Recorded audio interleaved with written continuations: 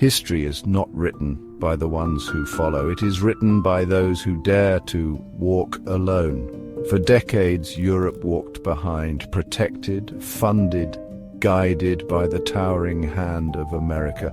But today, a silent rebellion brews across the Atlantic.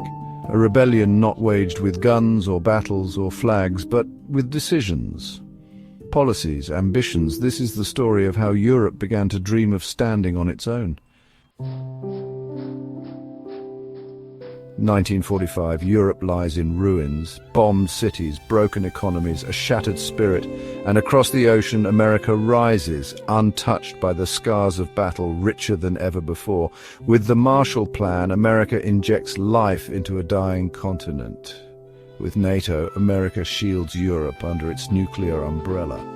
From Berlin to Brussels, Europe breathes again, but it breathes under the protection of Washington. In exchange for safety, Europe traded a piece of its soul, a silent agreement. You protect us, we follow you. But alliances built on necessity often rot from within. The Vietnam War shows a darker side of American judgment. Across Europe, protests erupt, intellectuals, students, governments, questioning whether America is always right. Charles de Gaulle of France withdraws his forces from NATO's command. France reclaims sovereignty, building its own nuclear deterrent. For the first time, a major European voice says, "We will not blindly follow." The Cold War ends, freedom sweeps across Europe, and yet instead of seeking independence, Europe embraces deeper American leadership. Former Soviet states rush to join NATO. The European Union dreams of unity, but under the protective watch of the United States. A chance to build true autonomy fades. Europe grows richer, more connected, but also more dependent than ever. September 11th, 2001, America bleeds, and Europe, for once, does not follow out of obligation, but out of shared grief. NATO invokes Article 5.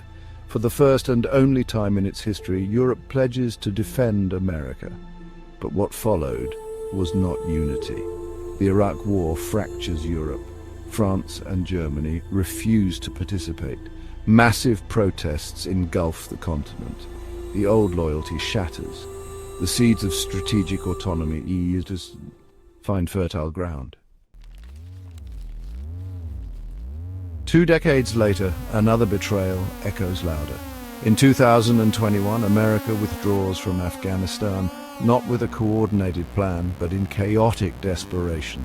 European soldiers, diplomats, civilians left stranded. Europe watches and understands. America protects itself first, always, and so Europe must learn to protect itself too. For the first time, the call for strategic autonomy moves from idealism to necessity. Strategic autonomy needs more than speeches. It demands action. The European Defence Fund invests billions into tanks, cyber warfare units, satellites. The PESCO Pact begins training multinational forces, a European army, no longer a dream but an emerging reality. In the digital world, Europe launches its assault on Silicon Valley dominance. With laws like the Digital Markets Act, Europe fights for control over its data, its people, its future.